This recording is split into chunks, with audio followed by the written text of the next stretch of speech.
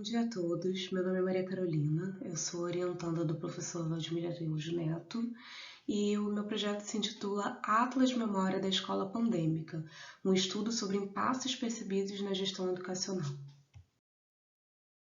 Esse trabalho ele surgiu da ideia de resgatar e de investigar a memória dos professores sobre a escola durante esse período de pandemia, e para isso foram realizadas entrevistas remotas. Essas entrevistas se deram de maneira fluida e pouco direcionadas, justamente com o objetivo de não interferir nessas memórias que deveriam ser emergentes nos próprios entrevistados, né? E não com influências externas. Com o objetivo geral, nós buscamos identificar quais elementos emergem à memória quando os professores são questionados sobre as suas experiências de aula durante a pandemia, incluindo, claro, as dinâmicas adotadas, né, por eles e as formas de conduzir essas atividades. Então, desse objetivo, surgiram 3 objetivos específicos. O primeiro deles é fornecer elementos de arquivo, sejam eles audiovisuais, né, como na primeira parte do projeto, sejam redigidos, sobre a relação e os impactos gerados pela gestão do Estado sobre as secretarias de ensino durante a pandemia. E aqui é interessante destacar que esse material ele fará parte do novo currículo de licenciatura química da UFRJ, porque ele se enquadra em uma discussão que faz parte da orientação do Conselho Nacional de Educação sobre os currículos de licenciatura. Bom, o segundo objetivo específico foi estudar os significados que associamos a essa prática escolar durante a pandemia e os novos modelos de aulas que acabaram sendo adotados. E, por fim, temos o terceiro objetivo específico, né, que será destacado nesse trabalho, que é o de apontar quais dimensões da gestão e da prática escolar foram carregados, né, foram arrastados para os momentos de transição, né, com aulas remotas, mas também para os momentos de retorno presencial das aulas. Ou seja, quais foram as rupturas causadas no agir escolar? E aqui, como gestão, é interessante ressaltar que nos referimos à gestão pública, especialmente ao Ministério da Educação, né, que influencia diretamente na gestão no âmbito escolar. Como teorias de referência, eu destaco nesse trabalho as de 2 autores, sendo o primeiro o professor catedrático Boaventura de Souza Santos, e eu ressalto aqui 2 de seus trabalhos mais recentes, intitulados O Futuro Começa Agora, da Pandemia à Utopia, e A Cruel Pedagogia do Vírus. E como Boaventura mencionou em seus livros, o tempo político e midiático condiciona o modo como a sociedade contemporânea se apercebe dos riscos que corre. O segundo autor a ser destacado aqui é Georges de Huberman, que é um filósofo, professor, historiador francês, e o seu conceito de Atlas Memória. Esse conceito foi utilizado como direcionamento durante os processos de montagem que foram realizados nessa pesquisa. Bom, e como Didi Huberman mencionou, né, num de seus livros, de forma que resume muito bem a ideia que nós seguimos sobre montagem, diz o seguinte: contra toda pureza epistêmica, o Atlas introduz no saber a dimensão sensível, o diverso, o caráter lacunar de cada imagem. Contra toda pureza estética, ele introduz o múltiplo, o diverso, o hibridismo de toda a montagem. Bom, e falando um pouco sobre a nossa metodologia, o nosso universo ele é composto de professores e professores de química ou ciências, né, do ensino médio ou do ensino fundamental, né, do segundo segmento, tanto em escolas públicas quanto em escolas privadas. Esses professores eles são regentes em diferentes regiões do Rio de Janeiro, sendo elas Petrópolis, Duque de Caxias, Itaboraí, Campo Grande, Nilópolis e também Rio de Janeiro capital. E ao todo, nós obtivemos 7 horas e 9 minutos de material bruto de entrevistas com esses 3 professores e 3 professoras. Parte do método utilizado nessa pesquisa envolveu a análise da codificação e da segmentação das entrevistas que já tinham sido realizadas na primeira parte do projeto. E aí, nessa primeira parte, né, só relembrando, para realizar as codificações e segmentações das entrevistas, nós destacamos certas unidades de sentidos nas falas dos entrevistados, de modo a organizar essas falas de acordo com o tempo em que elas ocorrem. Nessa imagem abaixo, nós temos uma representação bem didática do processo de montagem, que envolve tanto a codificação quanto a segmentação. Fez parte também da metodologia dessa pesquisa a criação de um acervo contendo materiais de arquivo, sendo eles matérias, artigos, imagens, charges ou qualquer conteúdo informativo, criativo, produzido durante a pandemia e, claro, relacionado com a educação. Com isso, nós desejávamos ter onde resgatar informações sobre o processo educacional aplicado durante a pandemia e também sobre o modelo de gestão pública que foi adotado frente à educação nesse cenário. Bom, falando agora sobre os nossos resultados, durante a análise das entrevistas já codificadas, nós percebemos certas semelhanças entre as memórias emergentes nos professores, que foram manifestadas nas suas falas, sobre a gestão pública. Gestão essa que se reflete, e refletiu certamente no âmbito escolar. Então, nesse trabalho, eu irei destacar apenas 2 codificações dentre as entrevistas obtidas.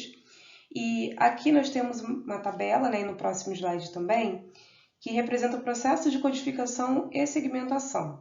Então, nessa tabela se encontram momentos que manifestaram por parte dos entrevistados uma sensação de desarticulação da gestão pública. E esses momentos, eles estão codificados de acordo com o tempo em que ocorreram. Nesse primeiro slide, nós temos trechos que indicam dificuldades enfrentadas pelos alunos, mas também pelos professores, durante o período pandêmico e que tem relação direta com a pouca ou com a ausente infraestrutura e organização escolar. E também tem relação com a condição socioeconômica dos alunos, que na maioria das vezes é baixa e que acabou atuando como barreira ao acesso à educação, que na verdade deveria ser universal. Nessa segunda codificação analisada, também foram destacadas dificuldades de trabalho e de inclusão enfrentadas pelo professor entrevistado.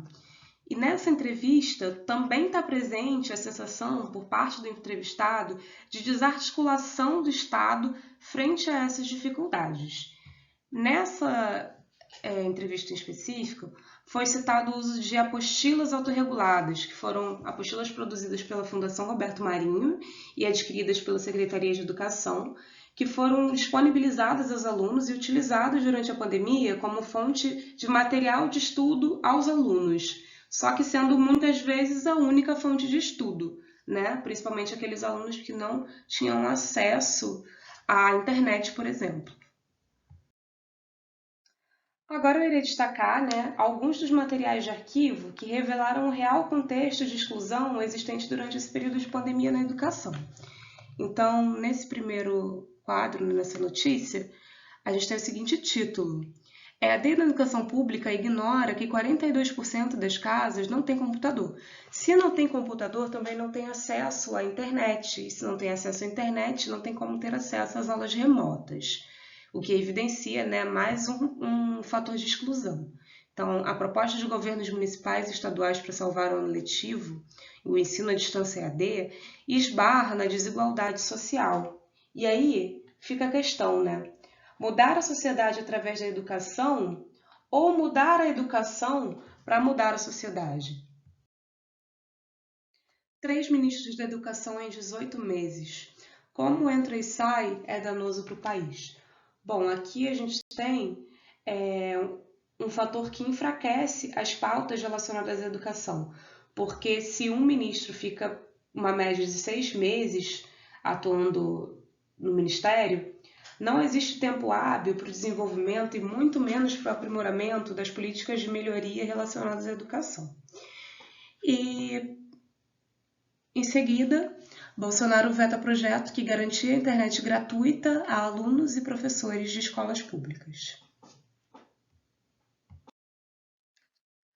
Nesse slide, eu trouxe alguns dados da Anatel referente ao número de acessos à banda larga fixa e à telefonia móvel no Brasil. Nessa primeira imagem, podemos perceber que, com relação à densidade de acessos por 100 habitantes à banda larga fixa, tem-se aproximadamente 20% da população apenas. Já se formos comparar com relação à modalidade de cobrança de telefonia móvel, e aí nesse caso telefonia móvel também estão inclusos pacotes de internet, temos que a modalidade pré-paga equivale a aproximadamente 50%. E aí deve-se relembrar, né, que essa modalidade ela não disponibiliza uma grande quantidade de dados a serem utilizados. E que esses dados estão diretamente ligados ao valor que é carregado, né, previamente. E mesmo no caso da modalidade pós-paga, nessa porcentagem ainda estão inclusos aqueles pacotes que não possuem uma grande quantidade de dados a serem utilizados mensalmente e possuem acesso geralmente a aplicativos específicos. E aqui foram extraídos dados da Anatel sobre a densidade de acessos por 100 habitantes à banda larga fixa, só que de acordo com as regiões do Brasil.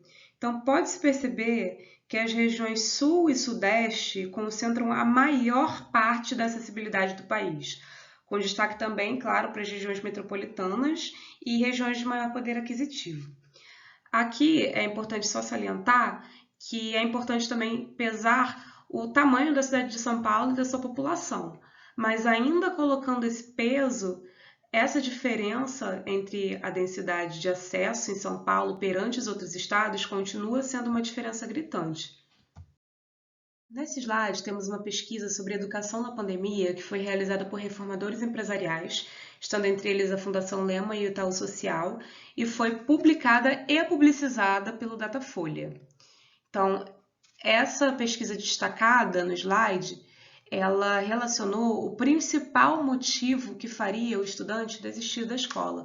E a gente encontra como principal motivo, né, em 53%, o motivo de não estar conseguindo acompanhar as atividades ou não estar aprendendo. Então, essa pesquisa ela corrobora com os dados apresentados anteriormente sobre acesso ao ensino e sobre dificuldades impostas decorrentes dessa exclusão.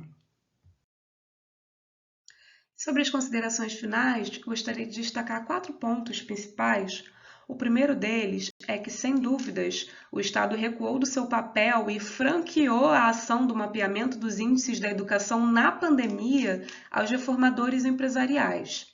O segundo ponto a ser destacado é que os principais materiais destinados ao ensino dos alunos na escola pública foram as chamadas apostilas autorreguladas e também o material do Aplixe, que é um aplicativo da Secretaria Estadual de Educação do Rio de Janeiro. As apostilas em papel consistiram como o único material de estudo disponível e disponibilizado para uma larga faixa de alunos. No terceiro ponto, ficou claro que o Estado realizou durante a pandemia uma legitimação da não normalidade. O chamado novo normal foi usado como único sujeito culpado pelas mazelas da educação, gerando uma segregação que foi legitimada pelo próprio Estado. E por fim, o momento da pandemia, ele acabou revelando com clareza a prioridade de reformas sociais como um todo, que consigam suprir as fronteiras abissais existentes hoje, que demarcam essa segregação, tanto no meio educacional quanto nos demais. A seguir, a bibliografia utilizada no projeto.